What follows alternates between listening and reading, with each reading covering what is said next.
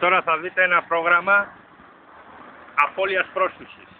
Το αυτοκίνητο έχει σηκωθεί από την αριστερή πλευρά, έχει αφαιρεθεί ο μπροστινός τροχός, έχει μπει πρώτη ταχύτητα και τετρακίνηση. Τι συμβαίνει σε αυτή την περίπτωση? Και τόσο ο μπροστινός τροχός που δεν έχει πρόσφυση, όσο και ο πίσω γυρίζουν τρελά.